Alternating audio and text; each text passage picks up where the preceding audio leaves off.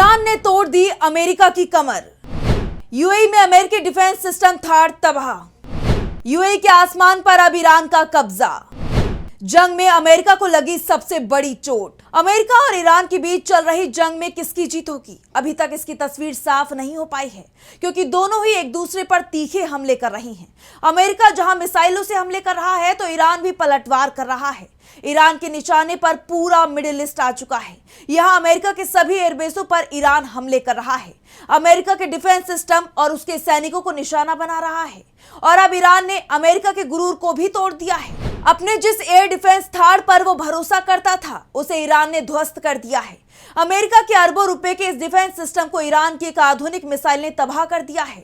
ये जंग जैसे जैसे आगे बढ़ रही है, अमेरिका खोखला होता जा रहा है। हालात ये हो गए हैं कि डोनाल्ड ट्रंप की तरफ से अब परमाणु बम की धमकियां देना शुरू कर दिया गया है। ये माना जा रहा है कि अगर अमेरिका जंग हारता है, तो वो परमाणु हथियारों का भी इस्तेमाल कर सकता है। और आज हम अपनी स्पेशल रिपोर्ट में बात करेंगे कि क्यों अमेरिका को जंग में दिख रही है अपनी हार। नमस्कार, मैं आंचल।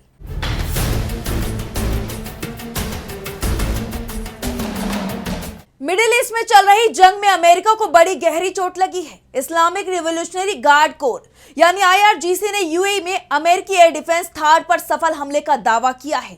IRGC का कहना है कि उसने थाड़ की दूसरी बैटरी को खत्म कर दिया है। ईरान ने दावा किया है कि उसने यूनाइटेड अरब अमीरात यानी यूएई के अल रुवाइस इंडस्ट्रियल सिटी में तैनात थाड़ एंटी बैलिस्टिक मिसाइल यानी ABM सिस्टम के ANTPY-2 कंपोनेंट अब तबाह कर दिया है। इस सिस्टम को प्रिसीजन गाइडेड मिसाइल से हिट करके खत्म किया गया है। ईरान ने यह तो बताया है कि उसकी प्रिसीजन गाइडेड मिसाइल ने थाड़ को तबाह किया है, लेकिन ये कौन सी मिसाइल थी ये उसने नहीं बताया है, क्योंकि ईरान के पास कई प्रिसीजन गाइडेड मिसाइलें मौजूद हैं, जिसमें खबीर, शाकेन, इमाद, जुल्फिकार और हज कासिम जैसी बैलिस्टिक मिसाइलों के अलावा फतह 1 और फतह 2 जैसी हाइपरसोनिक मिसाइलें भी शामिल हैं।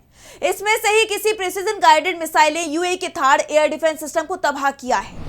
फतह 1 और फतह 2 को लेकर तो पहले से ही अमेरिका और इजराइल के अंदर खौफ दिखाई दे रहा है। ऐसे में इस बात की संभावनाएं ज्यादा बताई जा रही है कि ईरान ने इसमें से ही किसी मिसाइल का इस्तेमाल किया होगा। ये हाइपरसोनिक मिसाइलें मैक 15 की स्पीड से उड़ान भरती हैं और दुनिया में ऐसा कोई एयर डिफेंस सिस्टम नहीं है जो इस स्पीड से आने वाली मिसाइलों को आसानी से मार गिराए। फतह मिसाइलें पहले से ही इजराइल में तबाही मचाए हुए हैं। ऐसे में ईरान ने शायद इसी मिसाइल के इस्तेमाल से यूएई में थाड़ को तबाह कर दिया है। ईरान की तरफ से जो दावा किया गया है, उस पर सैटेलाइट तस्वीरें भी मोहर लगा रही हैं, जिसमें दिखाई दे रहा है कि थाड़ सिस्टम को नुकसान पहुंचा है। बात थाड़ की करें तो ये पश्चिम एशिया का सबसे महंगा एयर डिफेंस सिस्टम है और अमेरिकी सैन्य ठिकानों की हवाई सुरक्षा के लिए बेहद अहम है। अमेरिका अपने थाड़ एयर डिफेंस सिस्टम को दुनिया का सबसे आधुनिक डिफेंस सिस्टम बताता है। ऐसे में अगर ईरान का दावा सही है, तो यूएई के पास अब बैलिस्टिक मिसाइलों से बचने के लिए कोई एयर डिफेंस बैटरी नहीं है।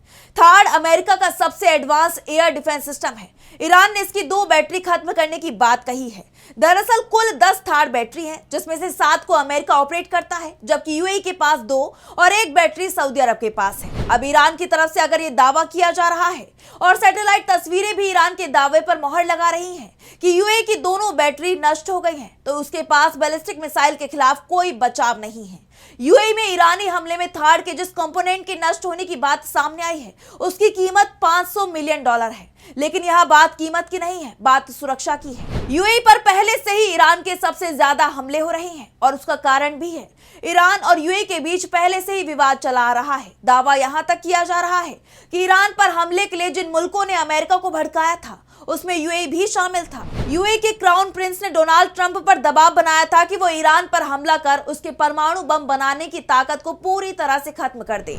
इसके अलावा एक बड़ा कारण ईरान की यूएई से नाराजगी है। ये बात तो सभी को पता है कि इस वक्त जो जंग चल रही है, उसके पीछे इजराइल का सबसे बड़ा हाथ है और जंग में वो सीधे तौर पर शामिल भी है। अमेरिका की सेना के साथ मिलकर इजराइल की सेना हमला कर रही है, हर तरह का सहयोग कर रही है और मिडिल ईस्ट में यूएई लंबे वक्त से इजराइल का करीबी बना हुआ है।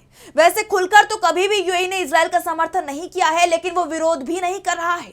खाड़ी देशों में यूएई उन चंद देशों में शामिल है जिसने अब्राहम समझौते को मान्यता दी है। इस समझौते का मकसद ही इजराइल को स्वतंत्र देश के रूप में मान्यता देना है।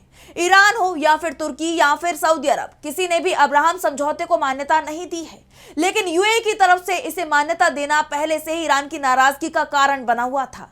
और अब जब ये खबरें सामने आती हैं कि इस जंग के लिए ट्रंप को यूएई ने उकसाया था, तो ईरान की तरफ से उस पर हमले होना पहले से ही तय माना जा रहा था। और यही कारण है कि ईरान के सबसे ज्यादा हमले यूएई पर ही हो रहे हैं।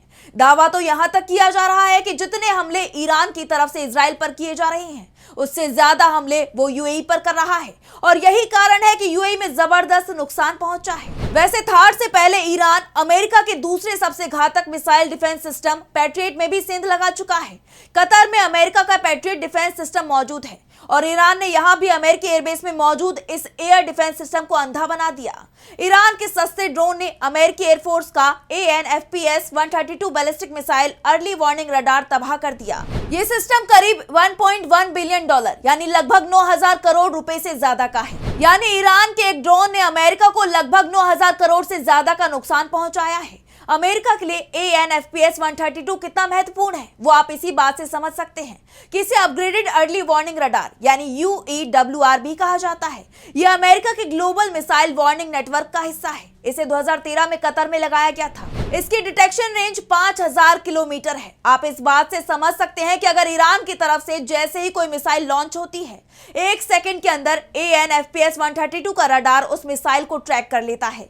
ये रडार मिसाइल लॉन्च होने के तुरंत बाद उसकी दिशा, स्पीड और टारगेट की जानकारी देता है, जिससे पैट्रियट या थार जैसे मिसाइल डिफेंस सिस्टम को एक्टिवेट करने का समय मिलता है। इसे 2013 में कतर में लगाया गया था। इसकी डिटेक्शन रेंज 5,000 किलोमीटर है, यानी दुश्मन की मिसाइल और ड्रोन को ये 5,000 किलोमीटर की दूरी पर ही ट्रैक कर लेता था। बिना इस रडार के अमेरिका और उसके सहयोगी देशों जैसे सऊदी अरब, यूएई को मिसाइल हमलों से बचाना बहुत ज्यादा मुश्किल होगा, क्योंकि इस रडार की मदद से अमेरिका पूरे मिडिल ईस्ट की सुरक्षा कर रहा था, जिसे ईरान ने उड़ा दिया है। कतर और यूएई में अमेरिकी डिफेंस सिस्टम के कमजोर पड़ने के बाद अब ईरान के लिए इस इलाके में ड्रोन और मिसाइल हमले करना आसान हो जाएगा। IRGC की तरफ से कहा गया है कि इस high value air defence system के खत्म होने के बाद अब पूरे एरिया में ईरान की मिसाइलों और उसके ड्रोन के हमले बिना किसी रोक टोक के आसानी से कामयाब होंगे।